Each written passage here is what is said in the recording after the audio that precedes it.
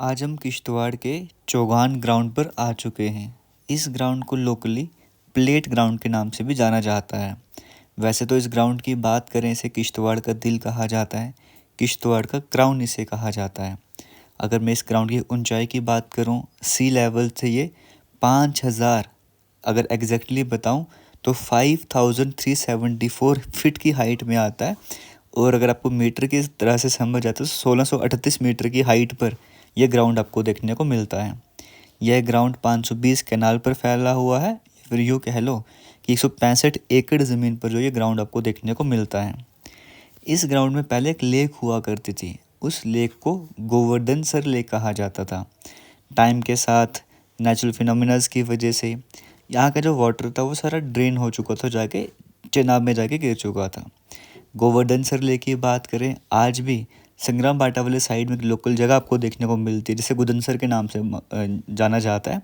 वो गुदनसर नाम इसी गोवर्धन सर के नाम पर ही पड़ा था। हालांकि वो तो रही बात लेक, यहाँ पर पहले लेक हुआ करती थी, बट आज हम इसे चौगान ग्राउंड के नाम से जानते हैं।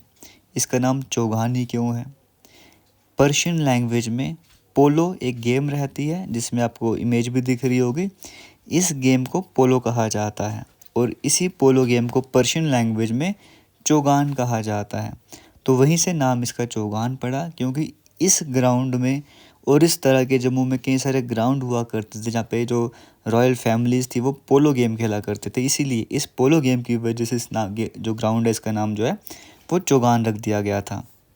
इस चौगान ग्राउंड की बात करेंगे, इसके एक तरफ आपको गौरी शंकर मंदिर आपको देखने को मिलता है जिसे सरकूट मंदिर के नाम से भी जाना जाता है। अब इस सरकूट मंदिर की बात करें, ये जो जगह हुआ करती आज के टाइम पे तो बड़ा रिनोवेशन करा गया है। जो पहले मंदिर हुआ करता था वैसा आज नहीं है, बट यहाँ पे पहले मंदिर हुआ करता था, आज उसी को रिनोवेट करके आज की शेप आपको देखने को मिलती है।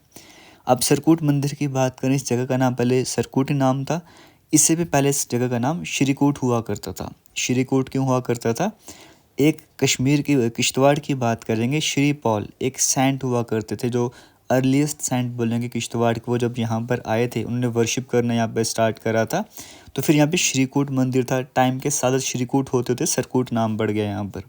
तो आज हम गौरी शंकर मंदिर बुलाया करते हैं। जिस तरह से गौरी शंकर मंदिर एक एंड में आपको देखने को मिलता है, इसके दूसरे एंड पर आपको ज़ियारत भी देखने को मिलती है, जहाँ पर हज़रत शाह फरीदुद्दीन बगदादी जी की बात करें, असरुद्दीन बगदादी जी की बात करें, जैसे इराक़ बगदाद शरीफ से यहाँ पर किश्तवाड़ में आए थे। पहले ये दिल्ली में पहुँचे थे, फिर पंजाब के रास्ते से होते हुए, कठुआ से होते हुए, रामन से होते, टोडा नगरी से होते हुए पहुँचे थे। जब ये किश्तवाड़ आए थे ये भंडारकोट वाले रास्ते से आए थे। इसी तरह से इस ग्राउंड की एक तरफ आपको छोटा सा हेलीपैड भी देखने को मिलता है। वैसे अगर किश्तवाड़ बस स्टैंड की बात करें, वहाँ से लगभग 1.5 किलोमीटर की दूरी पर यानी कि 1500 मीटर की दूरी पर आपको एक ग्राउंड देखने को मिलता है। पहले बड़े ब्रिटिश एक्सप्लोरर यहाँ पर आया करते थे, जम्मू कश्मीर में विजिट किया करते थे। इनमें से एक G.T. विगने की बात करेंगे, जब भी यहाँ पर आए इन्होंने इसे रेप्लिका ऑफ बगदाद कहा, इन्होंने हेवन ऑफ किश्तवाड़ कहा था इस ग्राउंड को। और यहाँ पर आपको जो 4 चिनार देखने को मिलते हैं वो 200 से 250 साल पुराने आपको देखने को मिलते हैं। जब आप किश्तवाड़ के बारे में सुनते हो तब आप चेनाब नदी के बारे में ज़रूर सुनते हो। माइटेस्ट रिवर जम्मू कश्मीर की है। चेनाब नदी के बारे में आपको मैं बताऊंगा अलग से, बट फिर भी बताना चाहूँगा। जैसे एक हिमाचल से नदी आती है चंद्रभागा, और एक तरफ मरसुदर नदी आती है मड़वा वाले साइड से। दोनों आगे तो भंडारकोट में मिलती है, चेनाब नदी बनती है, फिर चेनाब नदी आगे फ्लो करती है। जो भंडारकोट जगह जिसकी मैं बात कर रहा हूँ वह इस ग्राउंड से 12 से 13 किलोमीटर की दूरी पर आपको देखने को मिलता है। नेक्स्ट वीडियो में आपको मैं उसके बारे में भी बताऊँगा। इस ग्राउंड में कई सारे स्पोर्ट्स आपको आराम से देखने को मिलेंगे। यहाँ के जो लोग हैं वो यहाँ पर खेलने के लिए आएंगे। कोई क्रिकेट खेल जाएगा, कोई फुटबॉल खेलेगा, बच्चे यहाँ पर आते हैं। अलग से झूले यहाँ पर लगे हैं, ट्रैम्पलिन लगे हुए हैं, खाने की फैसिलिटीज़ भी यहाँ पर आपको मिलेंगी। लेकिन जैसे आप वीडियो में भी देख पा रहे होंगे, ग्राउंड में यहाँ पे साफ़ सफाई का थोड़ा ध्यान कम रखा जा रहा है। अब इस पर मैं एडमिनिस्ट्रेशन को तो नहीं बोलूँगा, क्योंकि ये हमारा अपना ग्राउंड है, किश्तवाड़ का ये अपना ग्राउंड है। आप अपने लोग यहाँ पर विज़िट करते हैं, तो सभी से यही रिक्वेस्ट करूँगा कि आप जब भी ग्राउंड पर आते हैं, कई सारे लोगों को मैंने देखा है यहाँ पर जब वो कुछ खाते हैं यहाँ पर, जैसे किसी ने आइसक्रीम खाई, किसी ने कुछ जैसे बनाना खाया लिया जी, ठीक है, तो कुछ भी जो को वेस्ट रहता है वो अपने साथ कैरी करके ले जाएंगे और बाहर डस्टबिन में जहाँ पर भी जगह होगी वहाँ पर जाके उसको फेंकेंगे। लेकिन कुछ लोगों को मैंने ऐसा भी देखा जो खा रहे हैं वो वहीं पर फेंक रहे हैं।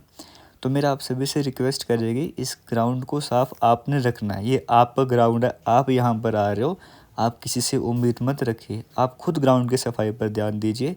इतना प्यारा ग्राउंड आपको किश्तवाड़ का देखने को मिलता है, दिल कहा जाता है इसे किश्तवाड़ का। तो ग्राउंड को साफ़ रखने में सहयोग दें।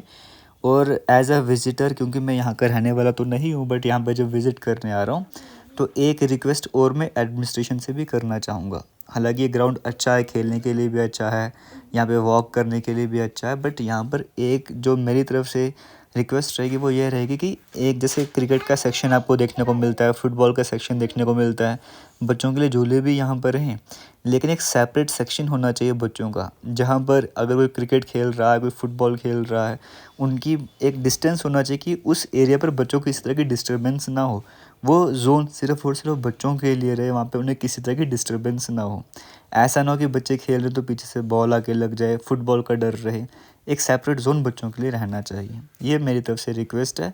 बाकी आप जो भी किश्तवाड़ के रहने वाले, अगर आप ये वीडियो देख रहे हैं, आप कुछ एक्स्ट्रा इन्फॉर्मेशन ऐड करना चाहते हैं, आप कमेंट सेक्शन आपका है।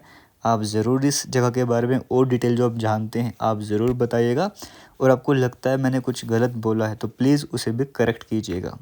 वैसे जहाँ तक जो भी डाटा मैंने शेयर करा है, वो कोशिश करें कि ऑफिशियल जो सोर्सेज है वहाँ से डाटा लाया जाए, और वही डाटा मैंने आपसे शेयर करा। बट फिर भी आपको लगता है कुछ गलती हुई है मेरी तरफ से, उसके लिए माफ़ी मांगना चाहूँगा, और आप प्लीज़ मुझे करेक्ट भी कीजिएगा। Thank you.